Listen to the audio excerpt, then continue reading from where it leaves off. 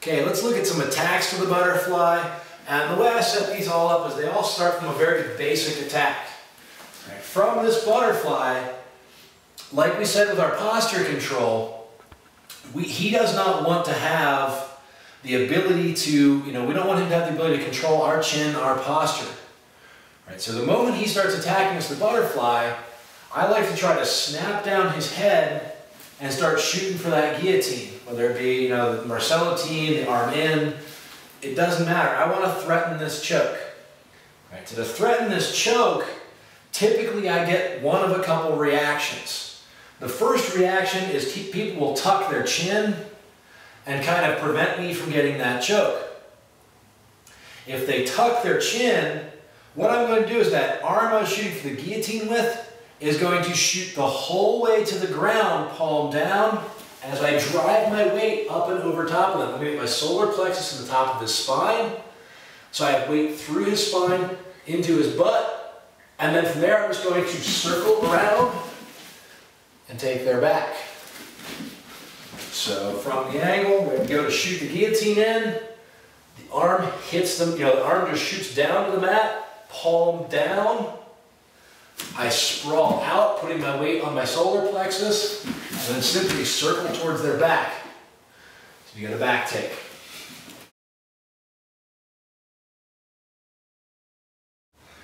Okay, that snap down has a very second effect, right? So as we start to snap down, a lot of people will try to regain their posture.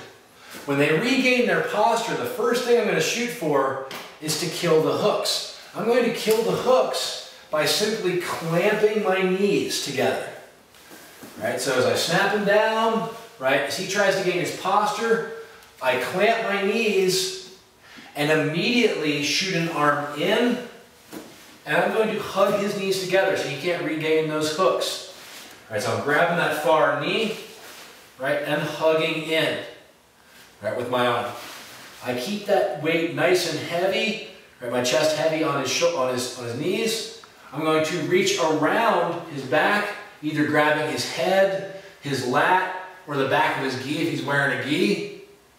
Right?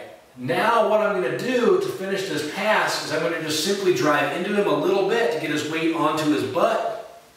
The arm trap side is going to kick straight back, and I'm going to do the big turn of the wheel. I'm pulling and pulling on the side, stepping back into side control. So from that snap down, once again, we snap them down, they gain their posture, clamping our knees to prevent him from using his hooks. We hug, right? I'm going to grab that, that pressure, keep my chest tight, reaching around, grabbing the back of his head, the gi collar, right, or his lat, depending on how the size difference. I'm going to drive him onto his butt, kicking backwards with my leg that I have the underhook on the legs with. I'm going to spin his body and bring my knee back.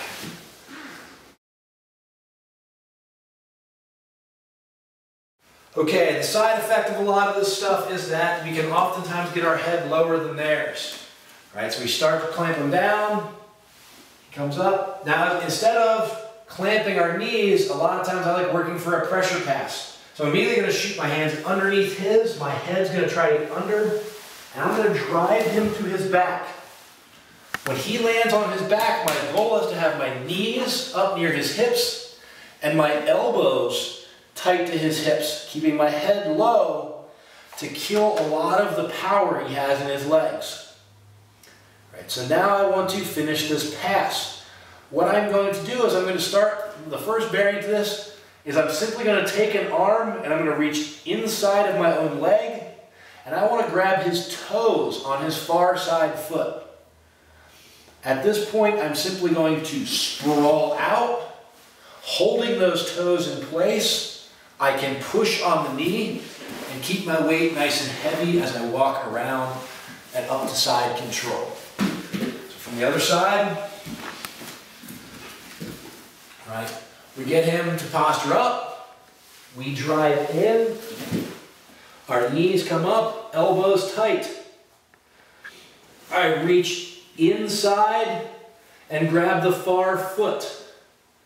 Right, I want to grab the toes At that point, I'm going to sprawl out, being nice and heavy on his hips, working my way to his thigh, staying nice and heavy. His knees should be pinned to the mat as we turn.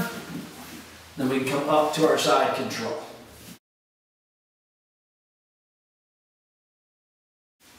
So building off of that pass, we have that nice low posture there. A lot of times it's tough to reach in there and get a hold of his feet, especially if he's got like strong hooks.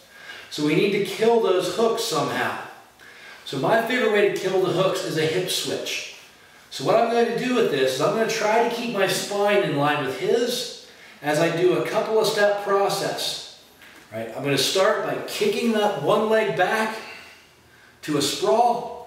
The other leg is going to kick across his leg, his body, to his far hip. And as soon as it lands there, my leg that kicked back is going to return.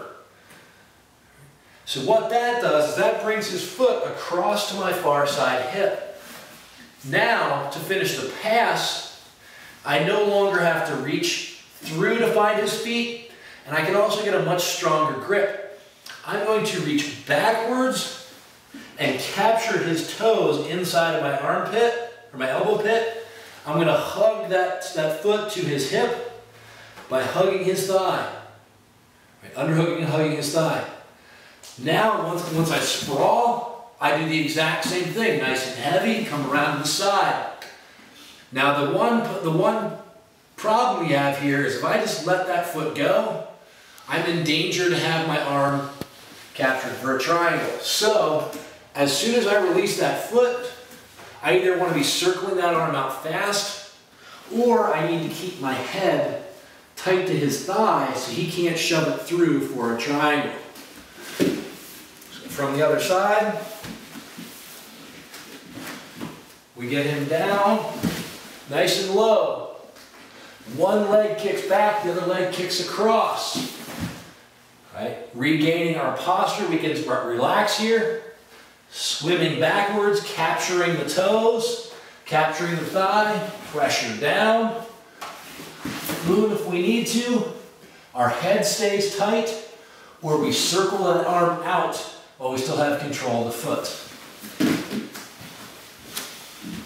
From the straight on angle, nice and low. The hip switch, kick back, kick across, return. Right? Notice I don't kick my hips across. Right? My spine stays mostly in line as I do this. Right? Back across, back in place. Reach down, capture the toes, sprawl, turn the corner.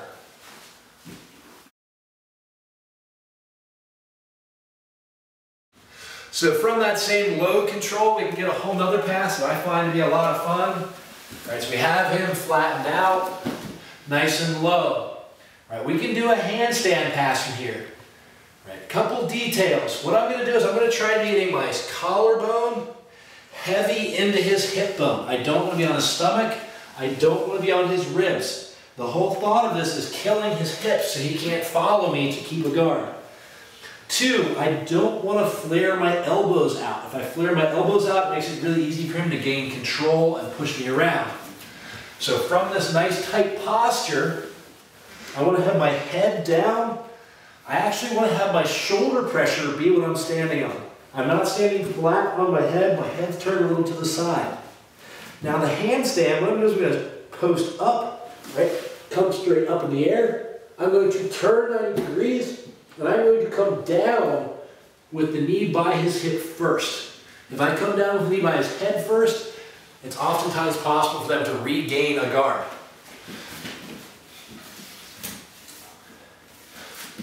Should we switch directions, maybe? Yes? No? Sure, why not? You might like one more than the other, so. So from that flattened out, once again, our collarbone in his hip bone, our elbows remain nice and tight in his body. I shoot to a handstand, coming straight up in the air. And when I come straight in the air, I turn 90 degrees and come down with the knee by his hips first. At that point, I can circle up and gain the guard pass.